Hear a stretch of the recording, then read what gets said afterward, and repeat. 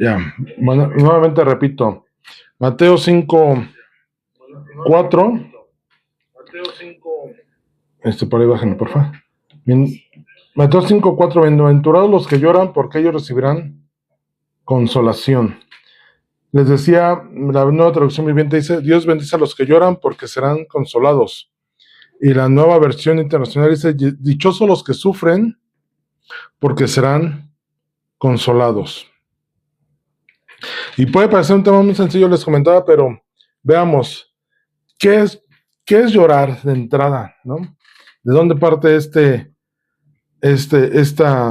descripción del versículo 4 de Mateo 5? Y la palabra lloran, bienaventurados los que lloran, viene de la palabra griega pendeseo, que es triste, lamentación, lamentar, llorar, luto. Los que lloran, afligidos o los que sufren. Esa es la connotación de la palabra. Esa sí ya rechina mucho. Uh-huh. Esa es la connotación de la palabra que dice ahí en la nueva versión internacional dice dichosos los que sufren, no solamente los que lloran, sino los que sufren. Y vamos a describir un poquito esa parte. Llorar, el término, como dice el diccionario, es derramar lágrimas, o sea, la agüita literalmente que sale de los ojos. Es la manifestación que expresa la liberación emocional de una persona exteriorizando lo profundo de una persona. Esto es, el que se nos hagan lágrimas de nuestros ojos no viene solamente de una cuestión física. Si se nos mete algo al ojo, nuestro ojo, como protección, naturalmente llora para expulsar esa basurita, eso que se nos haya metido al ojo.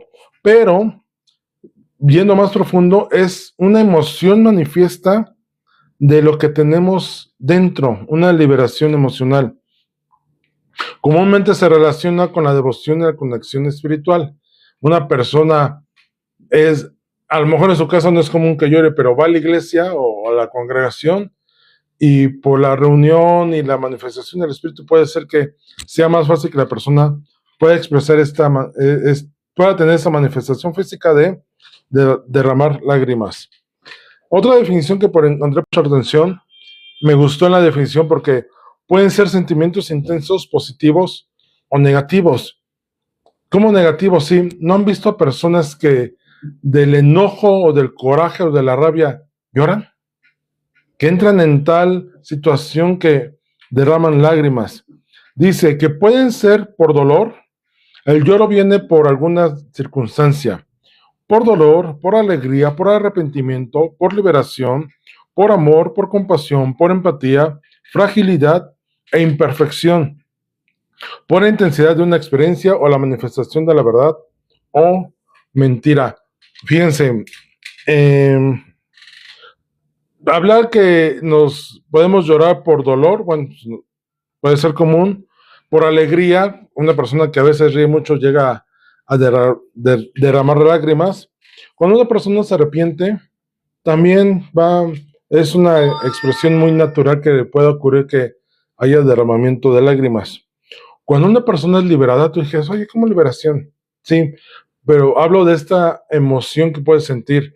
Si han visto películas, me viene a la mente La vida es bella, cuando viene la liberación del pueblo, de los que están presos judíos en el campo de concentración, de la emoción muchas personas lloran, ¿no? Cuando tienen esa libertad de la opresión. Amor, el derramar lágrimas por amor puede ser entendible, por compasión cuando te duele ver la circunstancia de alguien más, o empatía, por fragilidad cuando somos débiles y decimos, ay, esto no salió como quería, podemos derramar lágrimas, pero cuando conocemos también nuestra imperfección, es un punto en el cual también viene ese punto de quebrantamiento en nuestro ser, en el cual derramar lágrimas puede ser algo normal y natural. Ahora, ligado a esta palabra de llorar, viene lo que es afligido o sufrir. Afligido es los que están en un estado de sufrimiento, valga la redundancia, angustia o dolor por causas difíciles, pruebas de fe o disciplina de Dios. Cuando alguien está afligido, su corazón no está en las mejores condiciones como para hacer algo, como para moverse, como para emprender. También puede ser esa parte en la cual Dios utiliza la humillación, somos humillados delante de Él para manifestar nuestra dependencia. Y esto puede ligarnos mucho a la bienaventuranza anterior, que es pobres en espíritu. La humillación nos permite ver la grandeza de Dios sobre nuestras vidas. Y por último, el término sufrir es sentir físicamente un daño, un dolor, una enfermedad o un castigo. David, por ejemplo, ahorita vamos a comentar brevemente, David cuando muere su hijo, el bebé que viene a causa del adulterio con Betsabé, él está en un ayuno y una aflicción de corazón que muchos de los salmos, si le ponemos atención, pueden manifestar esta angustia y esa aflicción que puede sentir el corazón de la persona expresado en los salmos.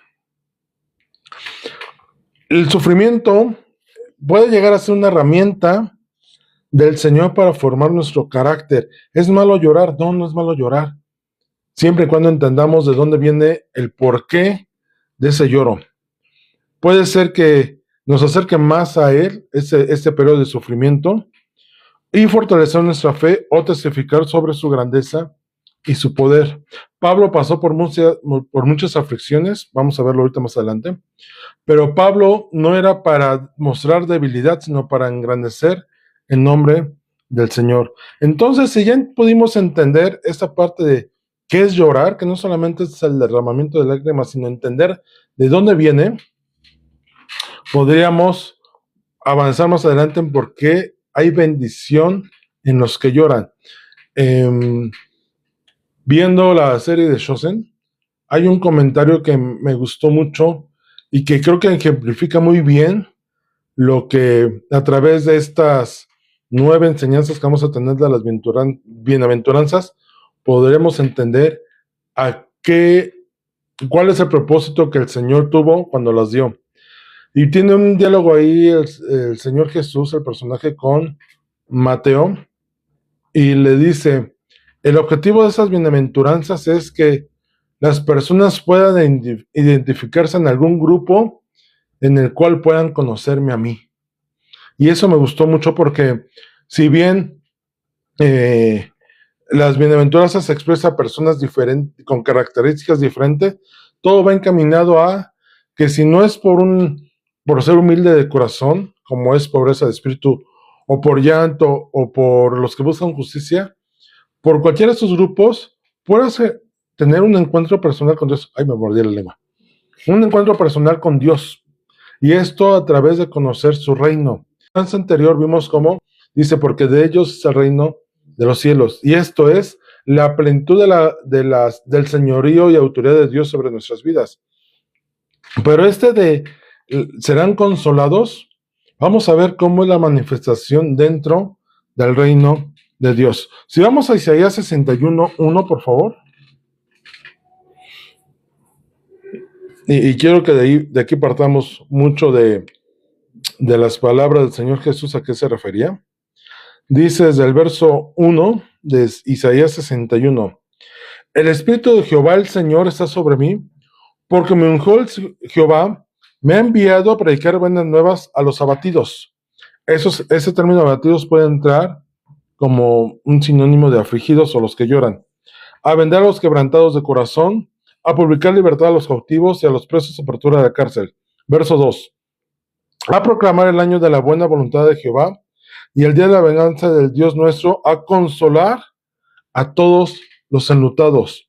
Y esta palabra, consolar a todos los enlutados, es perfectamente el término que utiliza el Señor Jesús en la bienaventuranza cuando dice los que lloran. Recordemos que el término llorar también significa luto, viene de una raíz que es del dolor interno que una persona padece a causa de un dolor, una pérdida. Verso 3. A ordenar que los afligidos, nuevamente la palabra afligidos, de Sión, se les dé gloria en lugar de ceniza, óleo de gozo en lugar de luto, manto de alegría en lugar de espíritu angustiado y serán llamados árboles de justicia, plantío de Jehová, para gloria suya. Esto de llorar no forzosamente implica daño. O sea, por ejemplo, una persona que sufre, que le roben algo, pues puede llegar a llorar, sí. ¿Por qué? Pues por la pérdida de un bien. Pero más bien, a lo que el Señor Jesús se refiere en la bienaventuranza es aquellos que experimentan la pena del arrepentimiento. Si tú pierdes una posesión, y no quiero decir que con esto, si lloras por una pérdida, el Señor no lo escuche, no. Pero lo que voy es esto, la connotación. Si tú lloras por arrepentimiento, tienes acceso al reino. Si tú pierdes si te roban algo y lloras por ello, ¿conocerás el reino de Dios? No. Lo que conlleva es que la bienaventuranza, la bendición viene para ser consolados dentro del gobierno de Dios. Los que lloran, no lloran forzosamente porque pierdan algo, ¿no? O estén carentes de tanto, por afrentas o por daños, sino por causa de sus pecados. Miren, la bienaventuranza anterior vimos como un espíritu pobre delante del Señor es aquella persona que aprende que su autosuficiencia es insuficiencia delante de Dios. Se escucha raro, pero bueno. La persona reconoce que por sí sola no puede ella subsanar, sostener, mantener, proveer, alimentar, etcétera, su vida si no es por la dependencia del Señor. La persona no puede ser salva por sí misma. Por eso, uno de los principios importantes de la confesión o declaración de fe, y sobre todo es un tema de conciencia, es: estoy en pecado, mi situación de pecado me tiene en muerte y forzosamente necesito un Salvador.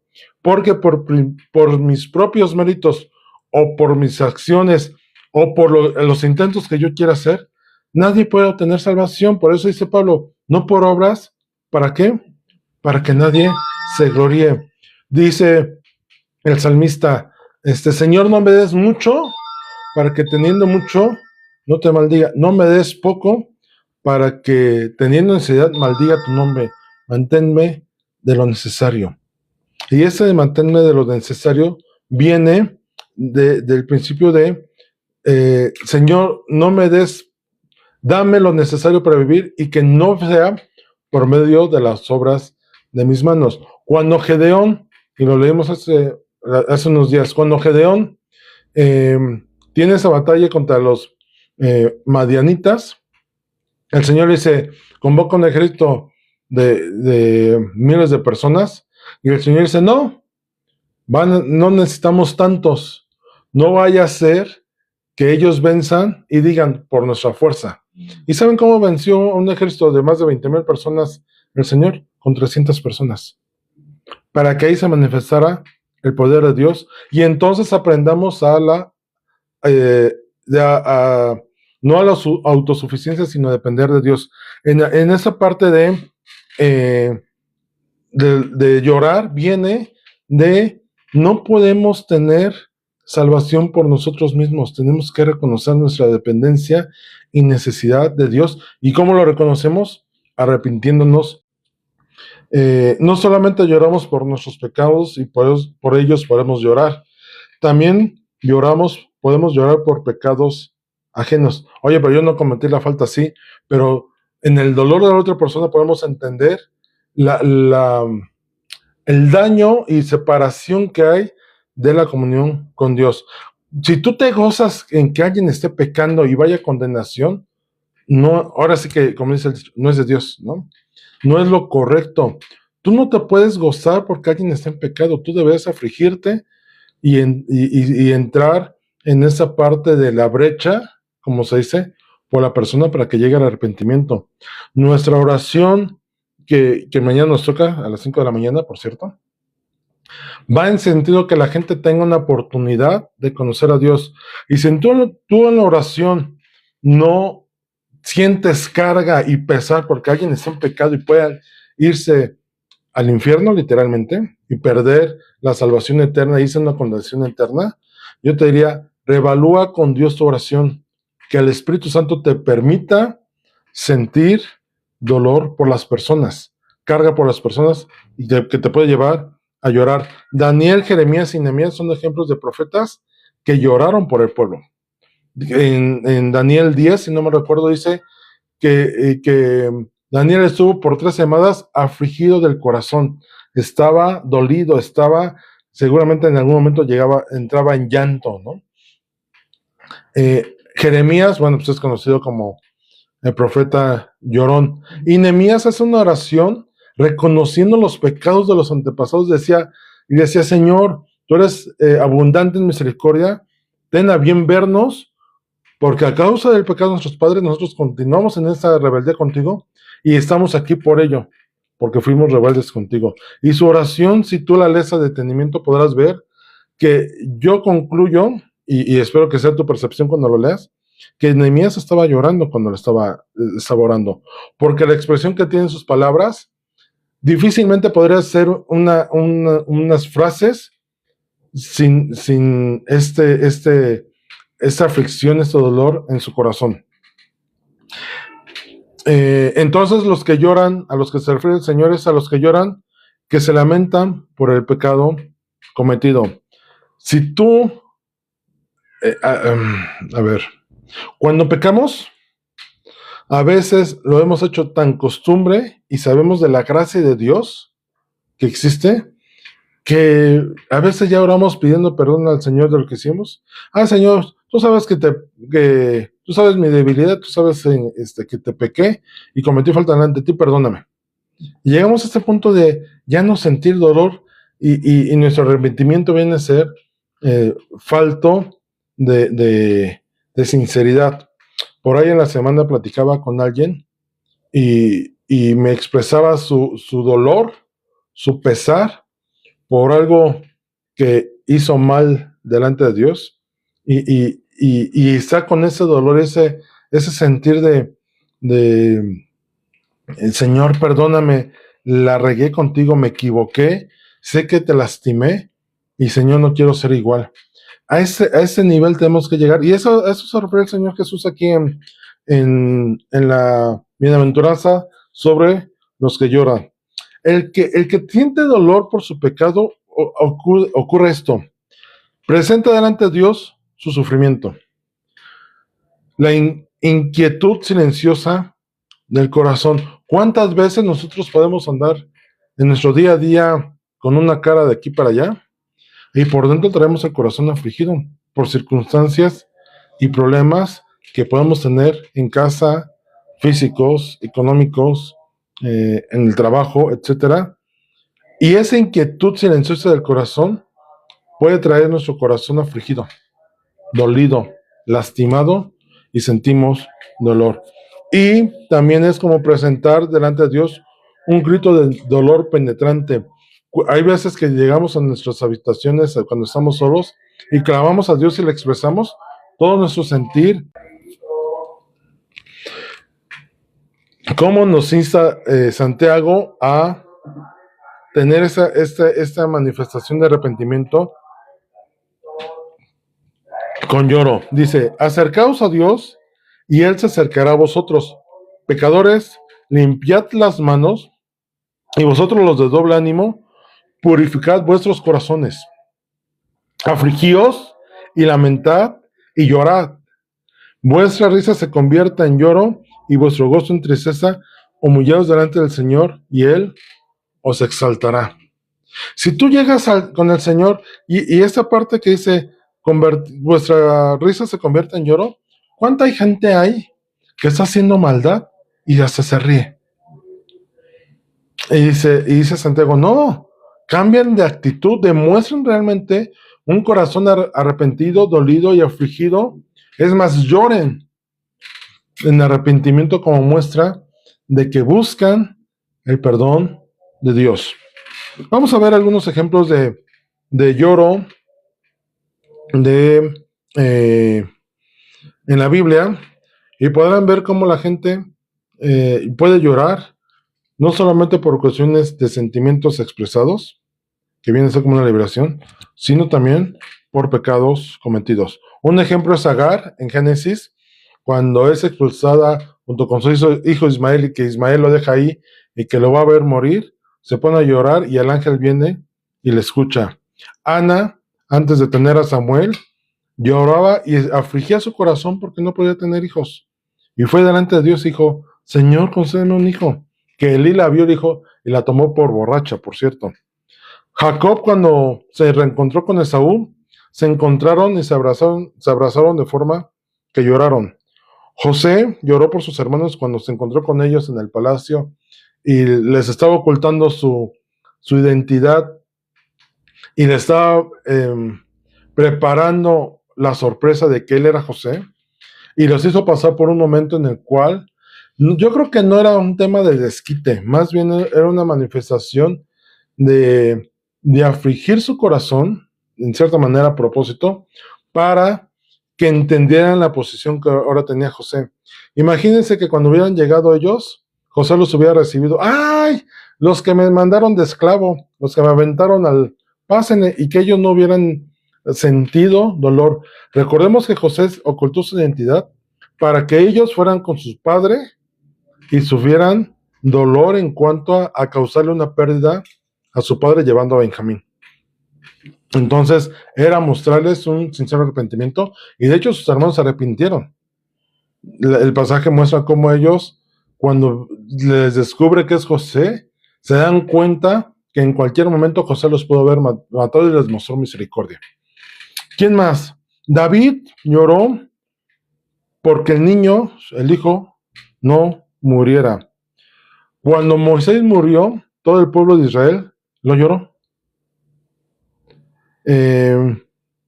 También en Jueces, capítulo 3, creo, 2, no, en el primer capítulo de Jueces, el pueblo lloró porque fue confrontado en cuanto a que acaban de conquistar la tierra prometida, todavía Josué estaba ahí antes de morir, y andaban de rebeldes, y les dice el Señor, ¿qué no se dan cuenta? Yo los metí, yo les di de esa tierra, y se atreven a rebelarse contra mí. Los corrigió el ángel, y el pueblo lloró de arrepentimiento por haber estado de rebeldes. El pueblo de Israel en tiempos de Esther también lloró, cuando supieron que iban a ser destruidos, que había una orden de parte del rey para ser liquidados, lloraron de angustia y de preocupación porque sus vidas estaban en juego. Jeremías lloró por el pueblo de Israel, Daniel lloró por el pueblo de Israel, Jesús lloró por la muerte de Lázaro. ¿Y lloró porque se arrepentía de algo? No. De hecho, llora por la incredulidad de las personas. De decir, ¿cómo es posible que me están viendo y no ven? ¿No? Y David lloró también de arrepentimiento cuando fue confrontado por Natán, que le dijo, oye, tú eres el adúltero y el asesino. No creas que a Dios no se dio cuenta. Y vino ese arrepentimiento de David. Entonces, si entendemos que el llanto viene no solamente por una cuestión emocional, sino también tiene que venir por una cuestión de arrepentimiento genuino de nuestro pecado delante del Señor, ahora entendemos que llorar es algo más que solamente derramar lágrimas de nuestros ojos. Ahora, vayamos a la segunda parte. Dice, ellos recibirán consolación. ¿Cuál consolación? Para empezar, la palabra consolación que ahí aparece viene del griego que es parakaleo, que es llamar cerca, invitar, invocar por imploración, exhortación y consolación. La definición que tenemos en el español es alentar, animar, confortar, exhortar, consolar. Toda esa parte de dar ánimo a la persona. Dentro de alguna de las definiciones, dice, es infundir vigor a un ser vivo, ánimo o energía moral a alguien. Y esto me puso a pensar, cuando alguien nos anima, cuando alguien nos apoya o nos muestra si estamos en alguna actividad con su sola presencia, nos transmite una energía o nos da a nuestro corazón las ganas de hacer o de afrontar las circunstancias que puedan venir. No es que nos conecta a la corriente eléctrica y nos dé energía, o no es que nos dé alimentos para fortalecer nuestro cuerpo, no. Esta parte de darnos vigor en lo interno, en el espíritu, viene de esta parte de consolación. De hecho, confortar, su definición es dar vigor, espíritu y fuerza a alguien. Consolar, aliviar la pena o aflicción de alguien. Alentar es animar, infundir aliento o esfuerzo, dar vigor a alguien o algo. Exhortar, incitar a alguien con palabras a que haga o deje de hacer algo. ¿Se dan cuenta? Y me di a la tarea de ver cada una de las definiciones para ver que todas van hacia un sentido que es quitarnos la carga que podamos tener y darnos una esperanza hacia adelante en cuanto a lo que tenemos que hacer. Cuando alguien se nos muere o sufrimos la muerte de una persona, nuestro corazón necesita ser confortado. ¿Y qué es lo que comúnmente decimos cuando llegamos a un velorio? Mi más sentido pésame, ¿no? Y ese mi más sentido pésame es siento lo que sientes o trato de entender por lo que estás pasando. Pero la consolación que habla el Señor Jesús en la bienaventuranza es la consolación a la que se refiere es el perdón y la salvación que obtenemos por arrepentirnos genuinamente. Cuando lloramos genuinamente arrepentimiento, ¿cuál es nuestra consolación? La vida eterna. Cuando estamos en las aflicciones de este mundo, ¿en qué esperamos? Eso es temporal, tenemos una esperanza eterna. De hecho, ¿cuál fue la esperanza que recibió, la consolación que recibió Lázaro en la parábola con el rico? El rico fue a condenación y cuando dice el rico, oye, pásame a aquel lado, estoy sufriendo. Y dice, no, pues espérame, tú fuiste rico en la vida y disfrutaste como que hiciste. Lázaro fue pobre, pero aquí ha obtenido consolación al estar en el seno de Abraham. Y esta palabra de consolación, ¿no te recuerda a alguien que es llamado el Consolador? Dice Juan 14:26. Mas el Consolador, el Espíritu Santo, a quien el Padre enviará en mi nombre, Él os enseñará todas las cosas y os recordará todo lo que yo os he dicho. Y ese contexto cuando Jesús se los dije es, no se aflijan, no estén tristes. Les voy a mandar a alguien que les va a dar las palabras y el ímpetu y el vigor, les va a infundir en su espíritu para que la esperanza eterna la tengan presente y no la pierdan de vista y entonces padezcan, sino antes bien, lo antes posible. ¿Cuál es la intención de consolar a alguien? Que lo antes posible retome su posición, retome sus actividades, retome sus pensamientos, el rumbo de lo que tienen que hacer, y lo puede hacer correctamente. Y fíjense, la palabra consolador viene de el vocablo en griego parakletos.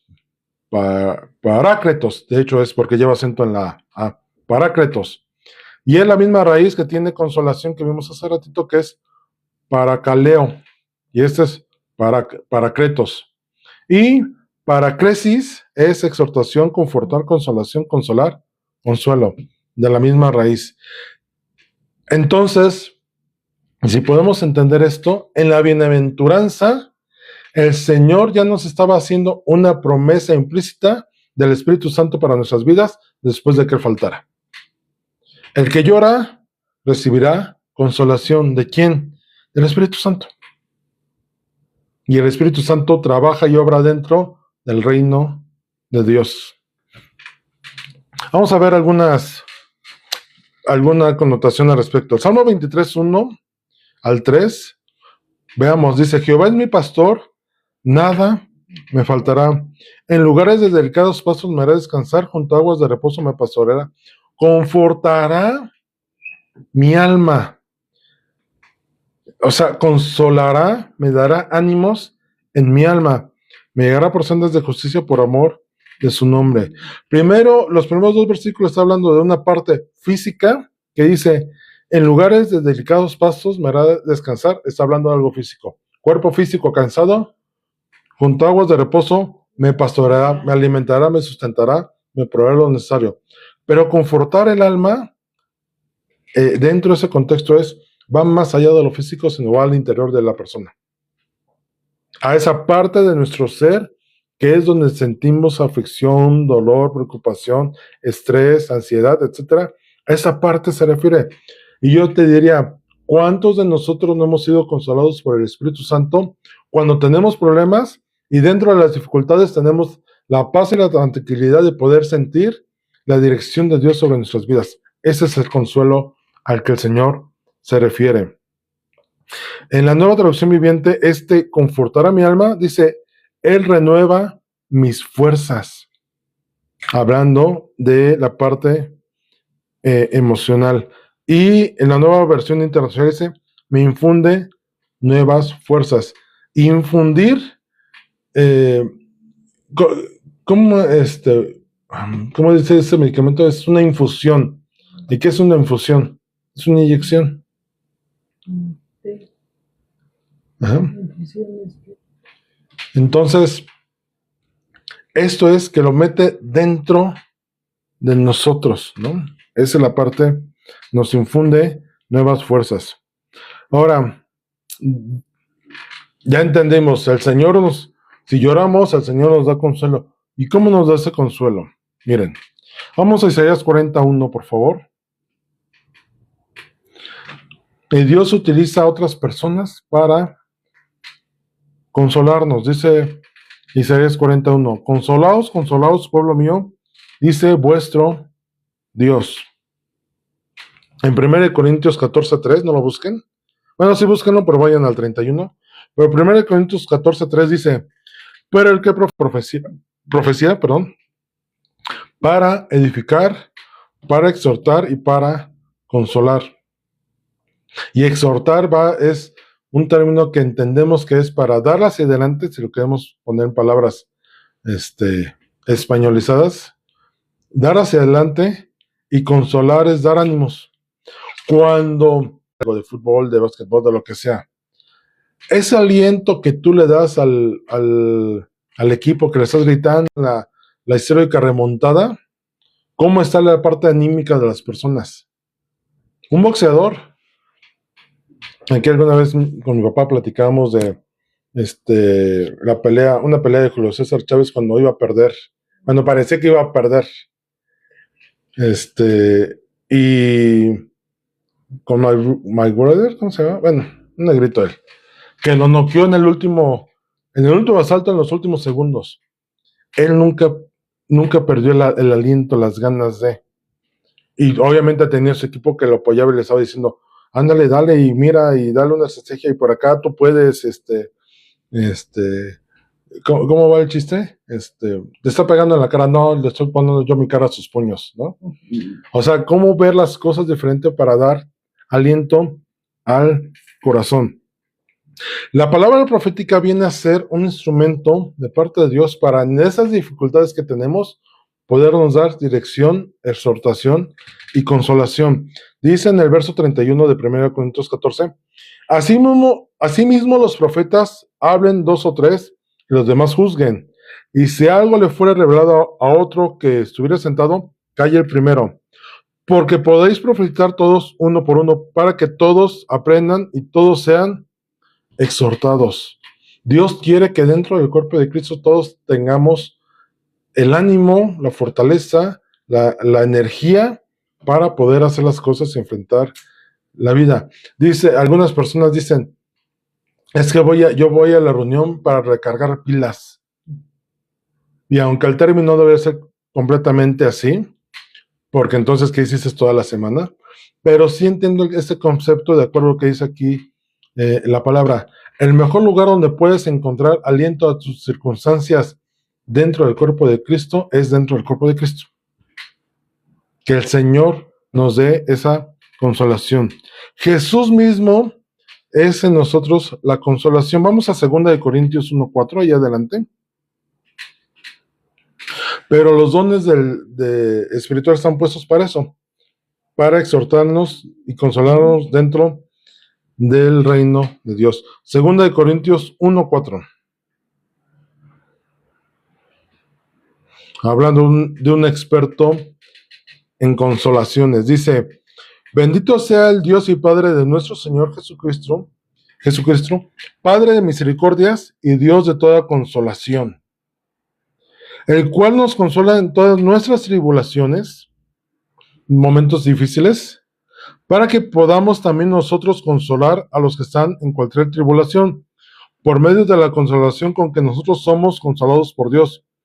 Porque de la manera que abundan en nosotros las aflicciones de Cristo, así abunda también por el mismo Cristo nuestra consolación. Esto es, Dios es Padre de misericordia, el Padre Celestial es Dios de consolación. Y dice Pablo, todas las aflicciones que yo puedo pasar, que me han llevado a situaciones difíciles, complicadas, y sabemos por todo lo que pasó Pablo, persecuciones, angustias, gente que lo quería matar, carencia de alimentos, tener que andar de viaje por lugares peligrosos, expuesto a peligros, pasó por naufragios, etcétera. Le picaron una serpiente venenosa y no se murió.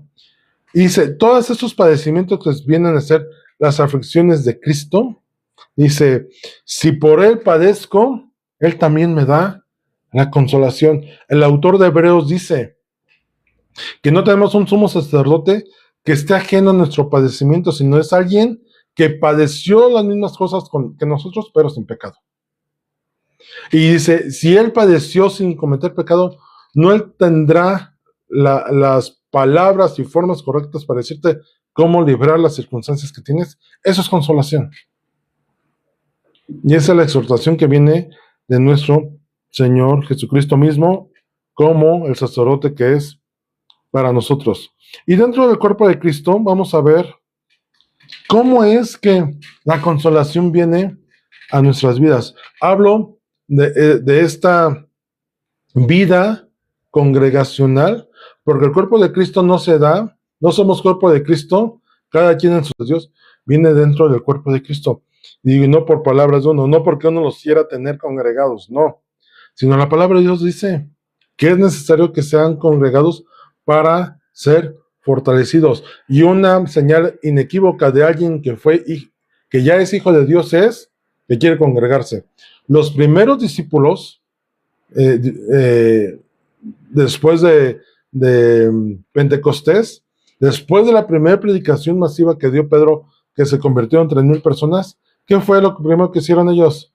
Quiero estar con los que hablan lo mismo, que entienden lo mismo que yo, que creen lo mismo que yo.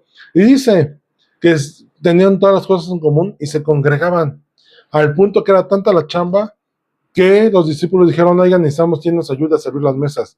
De ahí se establecieron los diáconos. ¿Por qué? Porque era mucha gente que buscaba la unidad dentro del cuerpo de Cristo. Vamos a 2 Corintios 2:7, ahí adelante, por favor. Para eso estamos puestos todos los miembros del cuerpo de Cristo. Dice, pero si alguno me ha causado tristeza, no me la ha causado solo a mí, sino en cierto modo, por no exagerar, a todos vosotros. Pablo está hablando de esta persona que en la primera carta lo corrigió diciendo, oye, a esa persona que anda con la mujer de su padre, si no se arrepiente y no quiere cambiar y no quiere dejar, échanlo de la iglesia, ¿no? Después de juzgar sobre él y de exponerlo, si sigue, sáquenlo. Y aquí le está diciendo, oigan, el agravio no me lo hizo solamente a mí, también se lo hizo a ustedes, porque ustedes son hijos de Dios y testimonio, y es más a ustedes porque ustedes están ahí presenciales, yo no, le está diciendo Pablo. Y dice, le basta a tal persona esta reprensión hecha por muchos.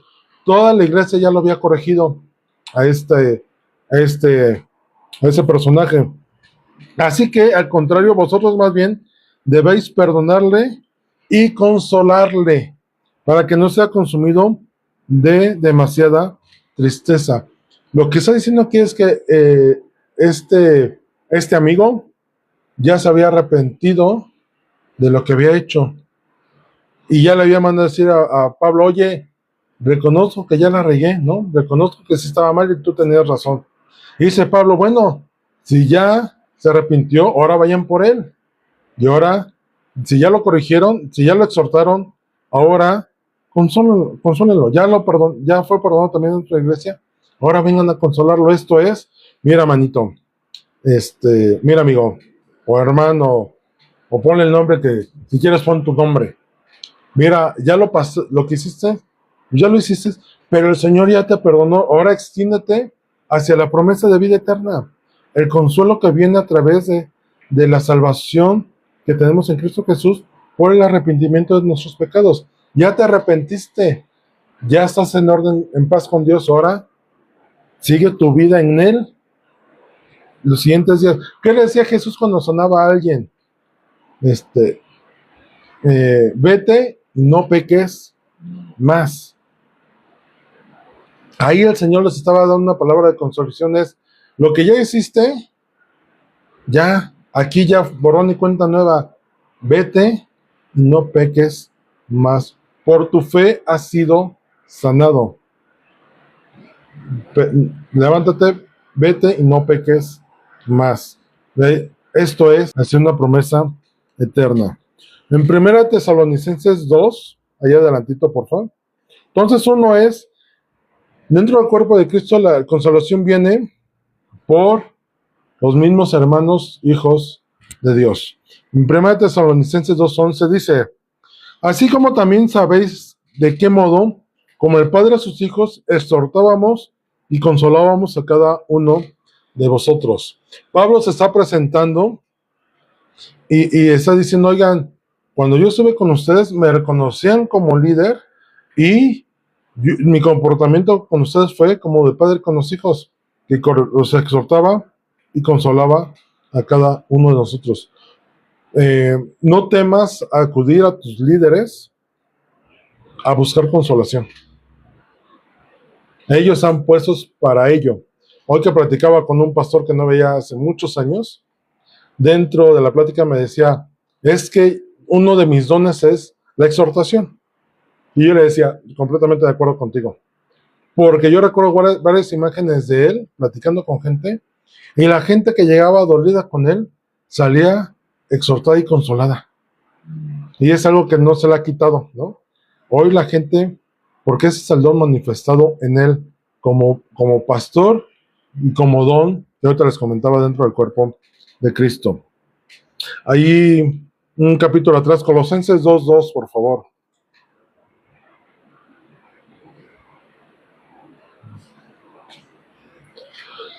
Colosenses 2:2 dice, para que unidos en amor, haz alcanzar todas las riquezas del pleno entendimiento, a fin de conocer el misterio de Dios, el Padre, y de Cristo. ¿Sabes que la consolación dentro de lo que hace no solamente es, te da una esperanza hacia adelante, sino también te permite seguir creciendo en el conocimiento de Cristo? Esto es, todos necesitamos ser exhortados. ¿Recuerdan este canto que dice, viejísimo, haciendo ya cuentas, cansado del camino? Iba a decir otra cosa. Cansado del camino, sediento de ti. Ahí el autor del canto, que no es su nombre, nada, Jesús Adrián Romero, expresa cómo, siendo hijo de Dios, pasaba por situaciones difíciles. Y muchas personas criticaban este canto, decían, ay, ¿cómo un hijo de Dios va a querer tirar la toalla y sentirse casado? Claro, somos seres humanos, se nos olvida. El mismo Elías, ¿qué hizo? Después de que confrontó a los profetas de Baal, se fue y se escondió y dijo, Señor, ya no quiero, quítame la vida. Yo ya no quiero.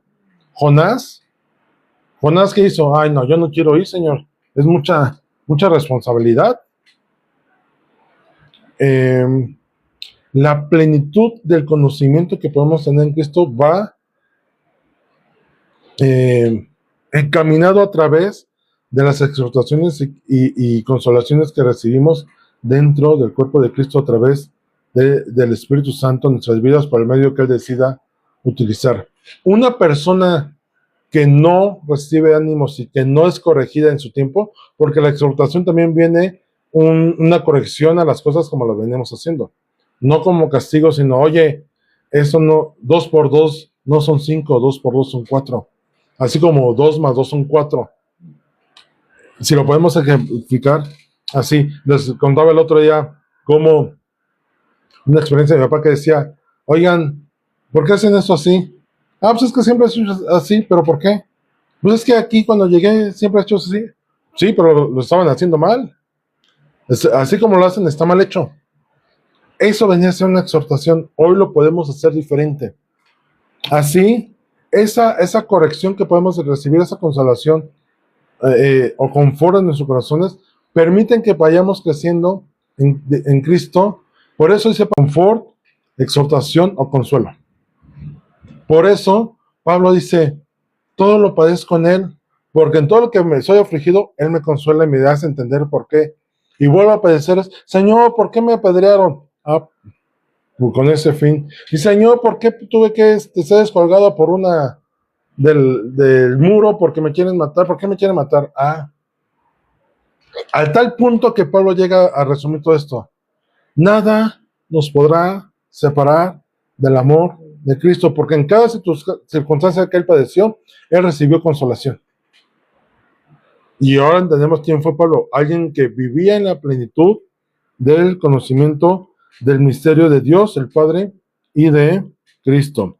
Ahí adelante, en 1 Tesalonicenses 4:18. Y me llamó mucho la atención porque Tesalonicenses es una iglesia a la cual Pablo le dedica, dentro de la carta, 4 veces le reitera esa parte de la consolación.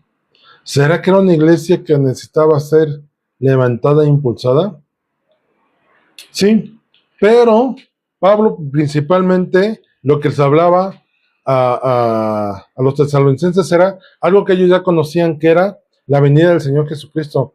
Y les dice, el Señor vendrá como el relámpago que viene en noche, les empieza a decir al sonido de la trompeta, etcétera. Y dice, esa es su consolación, su esperanza, que pronto ustedes, esos que saben, lo estarán viviendo. Primera Tesalonicenses 4:18 dice, desde el 16, porque el Señor mismo, con voz de mando, con voz de arcángel y con trompeta de Dios, descenderá del cielo y los muertos en Cristo resucitarán primero. Luego nosotros los que vivimos, los que hayamos quedado, seremos arrebatados juntamente con ellos en las nubes para recibir al Señor en el aire y ahí estaremos siempre con el Señor. Por tanto, alentaos, los unos a los otros con estas palabras. Esto es, ten la esperanza y la convicción de que vas a ser arrebatado. Dice que nos encontraremos con Él en las nubes. Esa es la esperanza. Pensando en un futuro glorioso y eterno con Jesús. Ahí adelantito, capítulo 5:11, por favor. ¿Sabes por qué el Señor también nos da consolación? Para que aprendamos a controlar nuestras emociones. Dice desde el verso 8, pero nosotros que somos del día, seamos sobrios, habiéndonos vestido con la coraza de fe y de amor y con la esperanza de salvación como yelmo. Está hablando ahí de partes como de la armadura. Porque no nos ha puesto Dios para ira, sino para alcanzar salvación por medio de nuestro Señor Jesucristo. Y la ira es una emoción. Quien murió por nosotros para que ya sea que velemos o que durmamos, vivamos juntamente con Él, por lo cual animaos unos a otros y edificaos unos a otros, así como lo hacéis. Cuando habla de que estar sobrios y que somos del día, lo sobrio está diciendo en tus 5 sentidos, no movido por las emociones, sino muy consciente de lo que haces, cómo lo haces y por qué lo haces. Por eso dice, vestidos con la coraza de fe y de amor y con el yelmo de la salvación, que no vengan pensamientos a calentarte la cabeza. Y ahí adelante el verso 14 dice, también os rogamos, hermanos, que amonestéis a los ociosos que alentéis a los de poco ánimo, que sostengáis a los débiles, que seáis pacientes para con todos. Mirad que ninguno pague a otro mal por mal, antes seguid siempre lo bueno los unos para con otros y para con todos.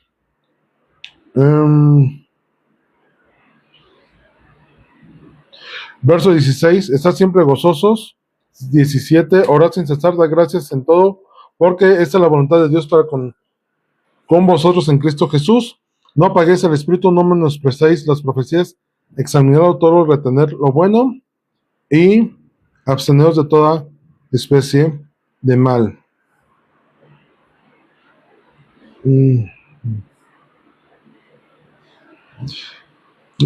Bueno, ahí lo que Pablo está hablando es cuál es la actitud correcta que debemos de tener hacia las circunstancias que podamos vivir.